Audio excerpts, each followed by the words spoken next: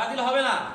কারণ কুরআনুল কারীম, এই কুরআনুল কারীম আল্লাহ তাআলা নিজে নাজিল করেছেন। কার উপর নাজিল করেছেন? আমাদের নবীজি হযরত মুহাম্মদুর রাসূলুল্লাহ সাল্লাল্লাহু আলাইহি ওয়াসাল্লাম, আমাদের নবীজির উপর কুরআন নাজিল করেছেন কোন মাসে বলেন তো? রমজান মাসে। আলহামদুলিল্লাহ বলেন না? আলহামদুলিল্লাহ। এই মাসেই কুরআনুল কারীম নাজিল হয়েছে। আর এই কুরআনুল কারীমের মধ্যে আল্লাহ তাআলা সূরাতুল বাকারার মধ্যে বলছেন আলিফ লাম মিম যালিকাল কিতাবু লা রাইবা ফি হুদাল লিল মুত্তাকিন। আল্লাহ পাক রব্বুল আলামিন বলতেছেন আলিফ লাম মিম যালিকাল কিতাবু, এই কিতাবের মধ্যে কোনো ভুল নাই, কোনো সন্দেহ নাই। লা রাইবা ফি, কোনো ভুল বা কোনো মানে একটু আপনার চিন্তা থাকতে পারে হয়তো ভুল আছে, এরকম চিন্তাও করার কোনো অপশন নাই। যালিকাল কিতাবু লা রাইবা ফি হুদাল লিল মুত্তাকিন। আর এই কিতাবটা হচ্ছে মুত্তাকিনদের জন্য হেদায়েতের একটা পথ। সুবহানাল্লাহ, সুবহানাল্লাহ। আর এই কুরআনুল কারীম নাযিল হয়েছে কোন মাসে? এই রমজান মাসে। এই রমজান মাসে নাযিল হয়েছে। এই কুরআনুল কারীমের মধ্যে বলা হয়েছে যে এই রমজান শুধু আমাদের উপরেই কি হয় নাই, ফরজ হয় নাই। পূর্বে যারা ছিল তাদের জন্য ফরজ ছিল, আমাদের পরে যারা আসবে তাদের জন্য কি হবে? ফরজ হবে। এটা কি মিথ্যা না সত্য? অবশ্যই সত্য। কারণ আল্লাহ রাসূল সাল্লাল্লাহু আলাইহি সাল্লাম বলেন যে আনা খাতামুন নাবিয়্যিনা লা নাবিয়্যা বা'দি, আমি শেষ নবী, আমার পরে আর কোনো নবী আসবে না। তাহলে আমার নবীজির পরে যদি আর কোনো নবী না আসে, তাহলে নতুন করে কি কোনো রমজান চালু হতে পারে? নতুন করে কোনো নামাজ, নতুন করে হজ, নতুন করে যাকাত, কুরবানি, কোনো কিছুই নতুন হবে না। মিলাদ বেদাত। মিলাদ বেদাত। বেদাত, হ্যাঁ আলহামদুলিল্লাহ, মিলাদ বেদাত। মিলাদ আসলে বেদাত, এটা কোরআন হাদিসে নাই। যাই হোক, ও সব নিয়ে আলোচনা করবো না। আমি মাহে রমজান নিয়ে আলোচনা করবো ইনশাআল্লাহ। মিলাদ বেদাত কি বেদাত না সেটা অন্যদিন আলোচনা করবো ইনশাআল্লাহ। এরপরেও আমি আরেকদিন বলেছিলাম যে মিলাদ বেদাত, এরকম বেদাত যে মানুষ বানাইছে, যদি আপনার মনে চায় আপনি পড়বেন, কোনো গুনাহ নেই। যদি না পড়েন কোনো গুনাহ নেই। যদি পড়েন হয়তো আল্লাহ যদি চাহেন কিছু সওয়াব আপনার আমলনামায় দিলেও দিতে পারেন, দিলেও দিতে পারেন। এ নিয়ে তর্ক বিতর্ক করার কোনো প্রয়োজন নাই, আছে? এটা হচ্ছে নফল। আমরা যে নফল ইবাদত গুলা করি এগুলো নফল, করলে সওয়াব, না করলে নাই। আর এই যে মিলাদ, মিলাদ নিয়ে আমরা যে চিল্লাচিল্লি করি যে মিলাদ, এই মিলাদ শব্দের অর্থ কি এটাই আমরা জানি না। কেউ কি বলতে পারবেন মিলাদ শব্দের অর্থ কি? নবীজির জন্ম। এক কথায় মিলাদ শব্দের অর্থ হচ্ছে জন্ম। কথা কি বুঝছেন?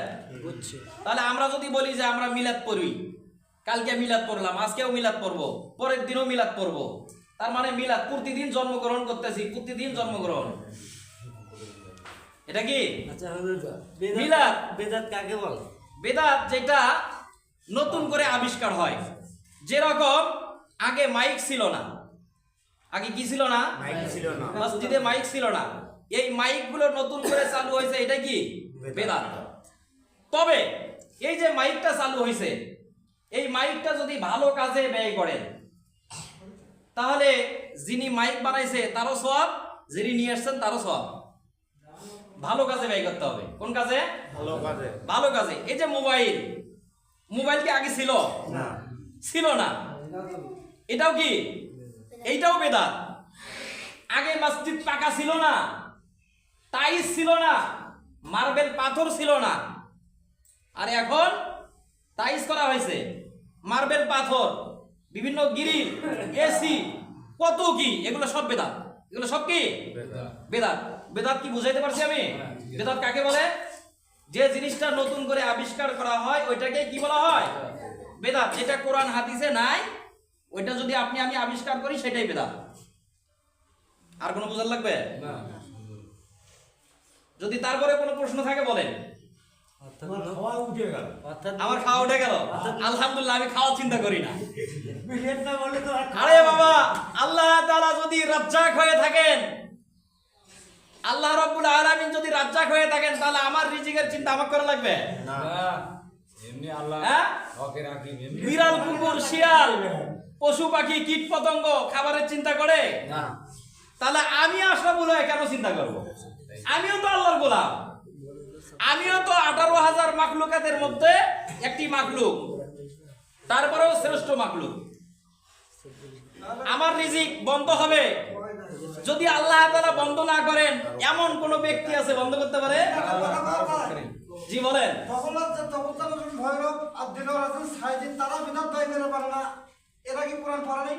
অবশ্যই পড়ছে। তাহলে এই হাফেজরাও পড়ছে, ওরাও পড়ছে, তাহলে ওরা কোন কোরআন পড়ছে, এরা কোন কোরআন পড়ছে? সাইদি সাহেব ওরা বিদাত ভাই করে, মানে এরা বিদাত ভাই করে। সাইদি সাহেব মিলাদ করছে? হ্যাঁ, সাইদি সাহেবের বিদাত কিয়াম আছে। তবুতর রসুল ভৈরবের বিদাত কিয়াম আছে। তোফাজ্জল হোসেন ভৈরব উনি কোনো মাওলানা না, কিছুই না। কিনা বলে মাওলানা না? হ্যাঁ, উনি কোনো মাওলানা না। আপনি যার হাজার হাজার মাহফিল, তোফাজ্জল হোসেন ভৈরব উনি ছিলেন কেচ্চাওয়ালা ব্যক্তি। বললে বাদ দাও তো এখন। না, যেহেতু উনি বলতে চাচ্ছেন বলে শেষ করি। উনি কিন্তু কোরআন হাদিসের জ্ঞান নাই ওনার ভিতরে। না না না না। উনি দেখবেন ওনার যতগুলো আলোচনা আছে, আলোচনার ভিতরে কোথাও একটা কোরআন হাদিসের ব্যাখ্যা দেবে না, ব্যাখ্যা পাবেন না। ভুল আছে উনি শুধু মানে কেচ্চা বলেই শেষ করে 1 ঘন্টা 1.5 ঘন্টা যায় আলোচনা করে। ওই আলোচনাটা কোরআন হাদিসের বাইরে থেকে বিভিন্ন কথাবার্তা দিয়ে মানুষকে আনন্দ দিয়ে মা বাবার বেশি কি করছেন, আলোচনা করছেন। মানুষ কিন্তু এই জন্যই তার ভক্ত হয়ে গেছে। আসলে আপনি ইউটিউবে সার্চ দিয়ে দেখবেন, এখনো তার আলোচনা আছে। কোথাও একটা কোরআন হাদিস দিয়ে যে মানুষকে বুঝাইছে যে এই হাদিসের এই অর্থ, এই কোরআনের আয়াতের এইটা অর্থ যদি দেখাইতে পারেন, তাহলে আমি বলবো যে না, ঠিক আছে, উনি আলেম। যেরকম আমির হামজা, তারপরে মিজানুর রহমান আজহারি, সাইদি সাহেব হুজুর, উনি একটা করে আয়াত বলছেন, একটা করে আয়াতের ব্যাখ্যা দিছেন। বুঝবেন, পাবেন। প্রত্যেকটা আয়াতের কথা বলছেন, অর্থ দিছেন, ব্যাখ্যা করছেন, শানি নজুল সবকিছু ব্যাখ্যা অনুযায়ী বলে বলে তারপরে মানুষকে বুঝাইছেন। কিন্তু তোফাজ্জল হোসেন ভৈরব উনি মানুষকে কোরআন হাদিস দিয়ে বুঝায় নাই, উনি শুধু কেচ্চা কাহিনী দিয়েই বুঝাইছে। মানুষ যেভাবেই বোঝে, আমি আশরাফুল আপনাদেরকে যদি বুঝাই, কোরআন হাদিস দিয়ে বুঝাইলাম না, কিন্তু যদি আপনাকে আমি ভালো কথা বলে নামাজি বানাইতে পারি, তাহলে আমার কোরআন হাদিস না বললেও কি চলবে। যদি আপনি আপনাকে আমি যদি ইসলামের দিকে নিয়ে আসতে পারি, আপনি হয়তো কোরআন হাদিসের অর্থ বুঝলেন না। এই দুনিয়ার মধ্যে কয়জন কোরআন হাদিস পড়নেওয়ালা আছে? কোরআন হাদিসের অর্থ বোঝে কয়জন আছে? আছে? অনেক কম আছে। এই যে মনে করেন এই সমাজের মধ্যে আমি ইমাম সাহেব, এখন আমি যদি একটা কোরআনের আয়াত বলে ওইটার যদি ব্যাখ্যা ভুল বলি, এখানেও যদি মাওলানা না থাকে, হাফেজ যদি না থাকে, শুধু আম মানুষ থাকলো, আপনারা আমার ভুল ধরতে পারবেন? পারবেন না। কিন্তু তেমনি এই তোফাজ্জল হোসেন ভৈরব ইনি যে আলোচনাগুলো করছেন, এনার আলোচনায় কোনো মাওলানা মুফতি কেউ ছিল না। উনি আলোচনা যখন করছেন সেখানে শুধু আম মানুষ ছিল। এই আম মানুষগুলো শুনে কি করছে? কান্না করছে, মায়ের ওয়াজ করছে, বাবার ওয়াজ করছে, ওই হরিণী করে টান দিছে, খুব ভালো লাগছে। তবে ওনার কণ্ঠে মায়াবী ছিল, ওনার কথা অনুযায়ী অনেক মানুষ কি হয়েছে? নামাজি হয়েছে।